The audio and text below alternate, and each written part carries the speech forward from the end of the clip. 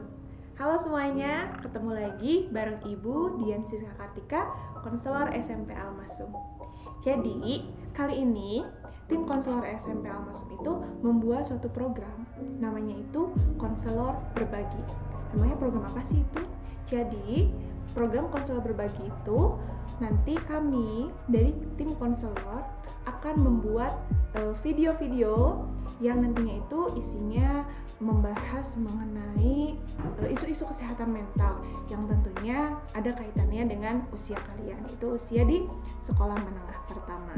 Jadi kami harap di program konselor berbagi itu nantinya bisa bermanfaat untuk kalian semua gitu. Jadi bisa menjadi salah satu sumber informasi kalian untuk bisa tetap menjadi sehat mental. Kali ini video pertama itu kita akan membahas mengenai malas. Nah, pasti sudah tidak asing ya di kita, kalian, saya, tuh banyak orang yang pasti pernah merasakan yang namanya kita itu mager atau malas gerak, pengennya tuh diem aja, pengennya nggak ngapa-ngapain, pengennya itu scroll media sosial atau pengennya nonton YouTube gitu. Jadi kita menghindari pekerjaan-pekerjaan yang seharusnya kita kerjakan. Nah, itu tuh merupakan salah satu perilaku malas. Jadi perilaku malas itu memang suatu kondisi di mana kita itu menghindari suatu pekerjaan yang seharusnya kita kerjakan sesuai dengan potensi atau energi yang sebenarnya kita miliki. Nah, malas itu sebenarnya bisa berkaitan dengan dua hal perilaku. Itu apa aja? Prokrastinasi yang pertama, atau sering kita kenal itu menunda-nunda pekerjaan. Yang kedua itu idleness, atau tidak ingin melakukan apapun, pengennya bermalas-malasan. Memangnya malas itu kenapa sih ya bisa terjadi ke kita gitu? Mengapa malas itu bisa datang ke kita? Jadi di sini ada beberapa hal yang ingin saya sharingkan ke kalian. Mengapa sih perilaku malas itu bisa muncul? Nah, yang pertama itu adalah karena kita terbiasa malas. Jadi menurut yang saya baca itu manusia itu memiliki default behavior. Atau apa sih default behavior itu? Jadi default behavior itu adalah suatu kebiasaan kita untuk bergerak secara autopilot atau bergerak secara refleks. Contohnya kita makan, minum, mandi, atau mungkin kegiatan lain yang kita tuh nggak perlu mikir buat melakukan itu. Itu memang sudah autopilot. Nah, default behavior ini menjadi bermasalah ketika kita itu menjadi terbiasa malas. Jadi energi yang kita lakukan itu jadi sedikit gitu untuk melakukan sesuatu tuh. Itu akan menjadi masalah ketika kita memang terbiasa malas. Selain terbiasa malas, apalagi sih? Itu yang kedua adalah kita itu seringkali merasa memiliki banyak waktu. Jadi karena misalkan banyak tugas atau waktunya sholat, tapi kita suka dinanti-nanti, ditunda-tunda. Itu karena kita merasa kalau masih adalah nanti waktunya masih panjang, misalnya seperti itu. Padahal kan kita nggak tahu ya 1 atau 2 jam ke depan itu akan terjadi apa gitu. Tuh. Dan yang terakhir itu adalah sebenarnya malas atau ketika kita menunda-nunda pekerjaan atau tidak ingin melakukan apapun, itu bisa jadi masalahnya itu bukan karena memang kita bermalas-malasan, tapi karena ada kondisi di mana kita itu dipenuhi dengan emosi negatif atau kita itu sedang memiliki masalah seperti itu. Contohnya, misalkan kalian menunda-nunda pekerjaan, menunda-nunda mengerjakan PR, itu karena kalian itu takut susah PR-nya itu, atau kalian tuh takut salah mengerjakan PR-nya. Nantinya misalkan gurunya memberikan nilai jelek ketika kalian mengerjakan tugasnya. Nah, itu bisa jadi seperti itu. Nah, dengan kondisi atau hal-hal yang mungkin memunculkan sifat malas itu, gimana sih solusinya, Bu? Gitu ya. Yang pertama itu adalah ubah kebiasaan. Jadi kita diawali dengan menganalisis dulu nih, apa sih memang kebiasaan yang ingin kita ubah atau mana sih kebiasaan yang ingin kita tingkatkan. Tuh. Nah, dengan cara kalau kalian sudah menemukan nih ya, kebiasaan apa yang ingin kalian ubah. Contohnya misalkan karena kalian itu terbiasa malas-malasan itu atau menghindari pekerjaan atau untuk mengerjakan tugas itu karena sering main game yang pertama. Nah, kalian itu buatlah suatu kondisi di mana ketika kalian mau main game itu harus melewati rintangan yang sulit dulu gitu. Jadi misalkan main game itu kan ada di HP contohnya gamenya. Nah, aplikasinya itu kalian itu bisa simpan di folder-folder yang nantinya itu akan kalian sulit itu.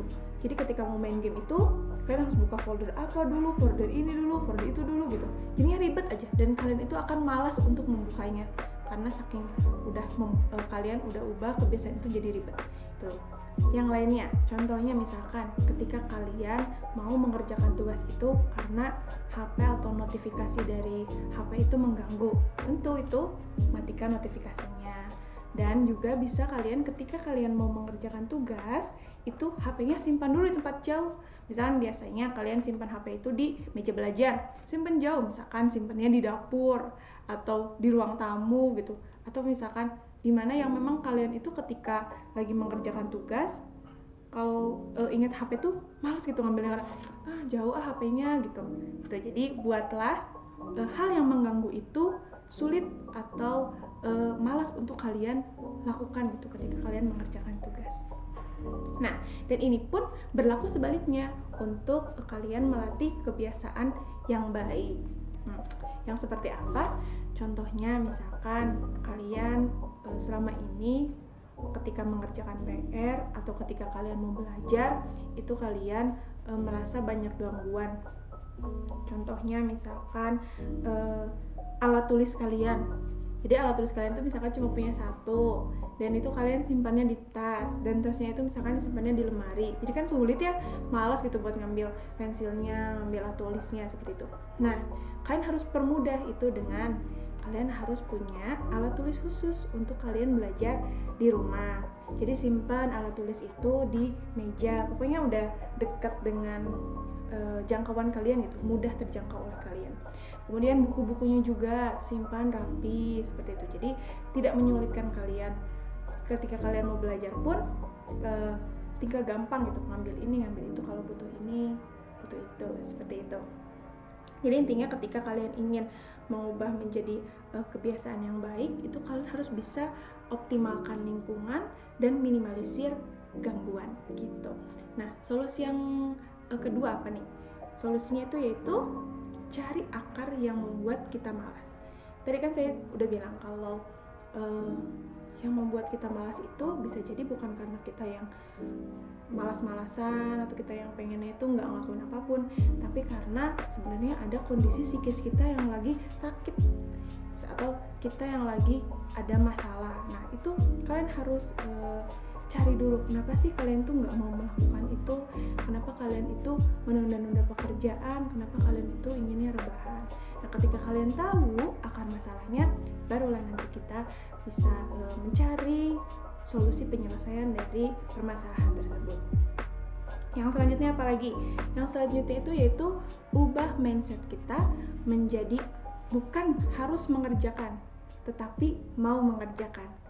Jadi ketika kita menuntut diri kita, ini harus aku kerjakan, tugas ini harus aku kerjakan, itu kan seolah-olah ada dorongan yang paksaan gitu ya. Jadi kita tuh terpaksa untuk mengerjakan tugas karena ya udah emang aku harus mengerjakan gitu.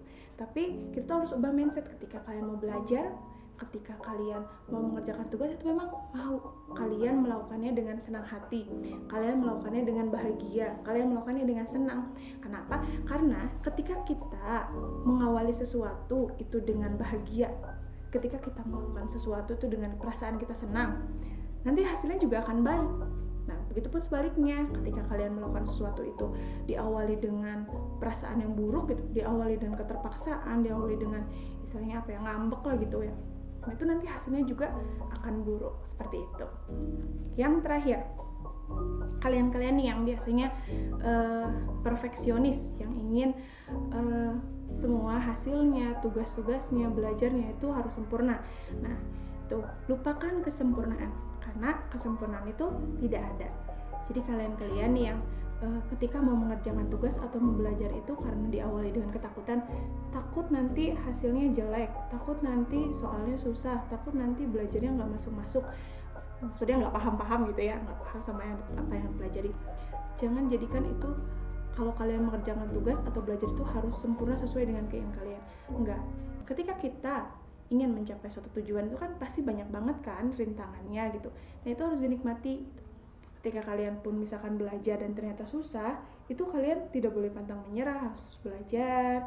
Kalau misalkan nanti menghadapi kegagalan atau ternyata nilainya buruk gitu ya, nanti kan bisa perbaiki. Nah ketika kalian salah kan kalian akan tahu salahnya di mana, terus nanti diperbaiki seperti itu. Jadinya nanti kalian tumbuh menjadi anak yang lebih baik lah gitu ya dari sebelumnya.